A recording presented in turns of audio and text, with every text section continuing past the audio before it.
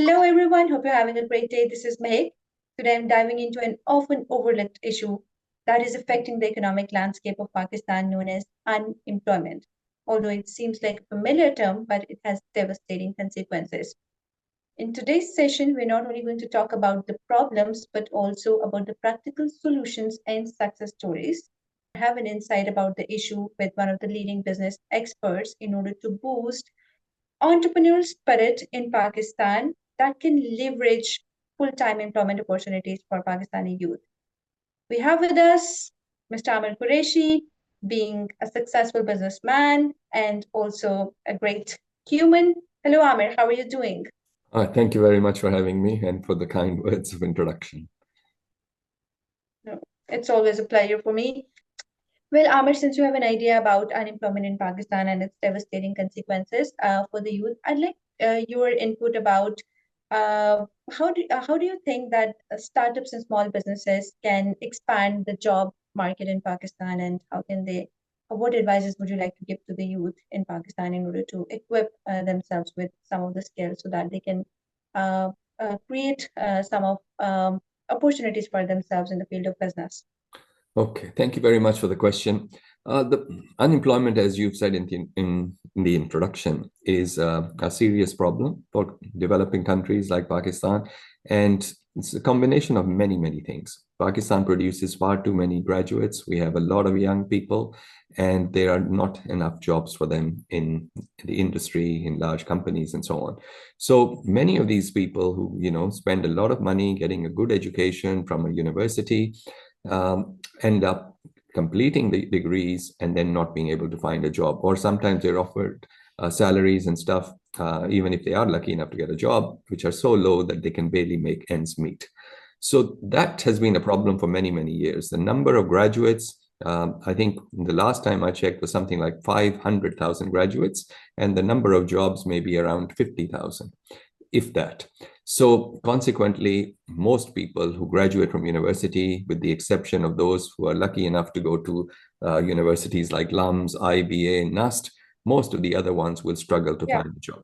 And this is where, like you've already alluded to, entrepreneurship and starting a small business becomes an opportunity. And sometimes people don't really have a choice. If they can't find a job, they still need to generate income for their families. So starting a small business or setting up a new entrepreneurial outfit, sometimes with their friends and so on, may be the best option that they have.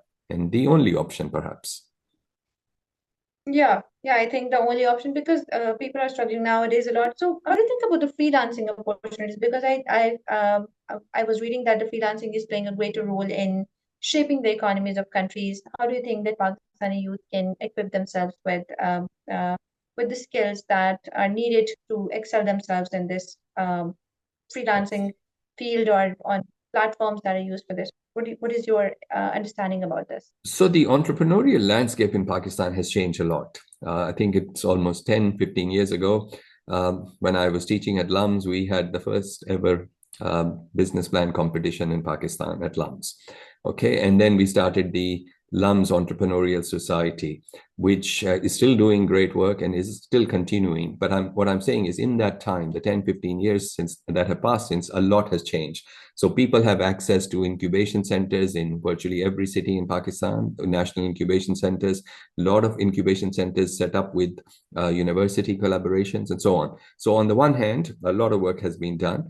Then there is the opening up of opportunities through these platforms, like you've mentioned, where you can do freelance work through Fiverr, Upwork, these kind of websites, which are really good because it allows you to earn, firstly, in foreign exchange, in dollars, and secondly, it opens up opportunities. If you have talent, if you're good at what you do, hopefully that will generate a lot of work. And it definitely opens up a whole new lot of opportunities that these young people have not had before. Yeah, true. Because now the world is now transformed toward digitalization. So I think people need to upgrade their skills regarding equipping themselves with such platforms and getting used to these nowadays. Amit, can you suggest some of the additional strategies that can boost understanding of career platforms like these for population in Pakistan? Because we have 60% of youth in population in Mm. Pakistan, but they are all struggling with employment opportunities, and uh, I think they're struggling with upgradation of skills as well based on the education system we have. So, what additional strategies can you share with us? So let's talk about someone who has a basic set of skills. It could be someone who's a graphic designer. In fact, I have a very good story I will share about a graphic designer and the success that she's had through these platforms. Someone like a graphic designer who has a service that they can offer. So they set themselves up on something like Fiverr or Upwork and so on. And there's a lot of science behind it. So you need to actually educate yourself. So when people are searching for your services, your name has to pop up. Because if you're not going to keep appearing in the searches, you're not going to get the jobs. And over time, what happens is, and there's a lot of tutorials on YouTube and stuff on how to improve your ranking on these sites. So you need to understand that. The second thing is, let's say you get your first client. Then the secret is to do such a wonderful job, give them so much value that they give you an excellent review, because the review and the feedback from your clients drives your visibility for future projects. What I Yeah. find when I use these platforms, I will share both good stories and bad ones. When I have used Pakistani freelancers, most of them tend to take shortcuts. They don't deliver on time and they ask for extensions of time. Sometimes I have canceled the projects because they did not deliver.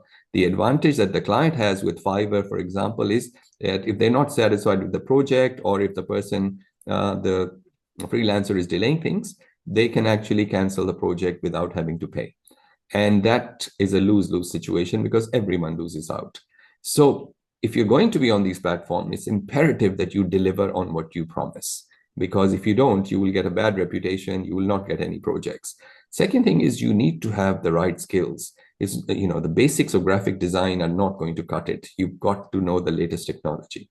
Now, I wanted to share a positive and a good story on a Pakistani freelancer. Maybe 3 years ago, I advertised on LinkedIn for a graphic designer.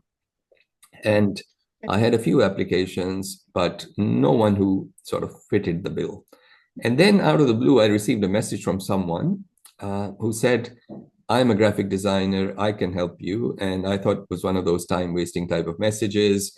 But so I didn't take it very seriously initially. But then I was a bit in need of a project to be done.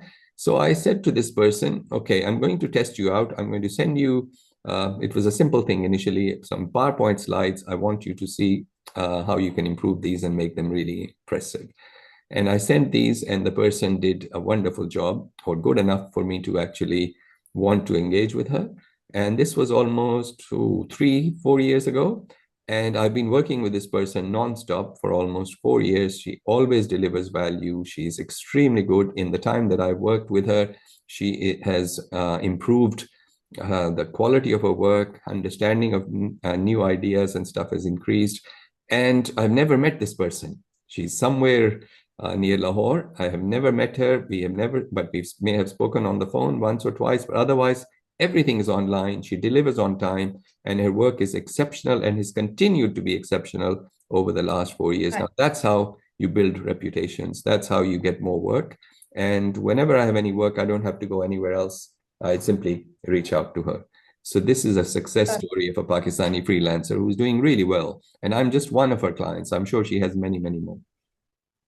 Yeah, of course. Absolutely. Yeah. That's enlightening for me as well because I'm not very much familiar myself as well, and I'm trying to equip myself with these platforms as well. I mean, I think that the youth in Pakistan have to actually not only upgrade their skills but also uh, comply with what is demanded from them. That is the best approach, I believe, in order to succeed in life in anywhere in any field. However, nowadays, because digitalization has made everything more scrutinized, which is why it is more important now to comply with the time and to comply with the demands in order to get some of the better reviews. But I believe that freelancing, like you have shared a story, freelancing does have a great success in the world and in Pakistan as well, with which youth can actually look toward rather than following the same traditional practices and cramming and going for the traditional jobs because now the roles have been replaced based on Hmm. transformation in the digital world. As always, Amer, I'm very much thankful for your participation in the discussion.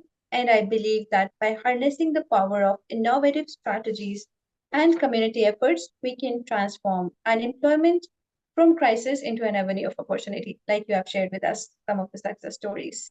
Let's take an inspiration from the words of Steve Jobs, who also once said that the only way to do great work is to love what you do. With this, take care of yourselves. Have a good day. See you until next time.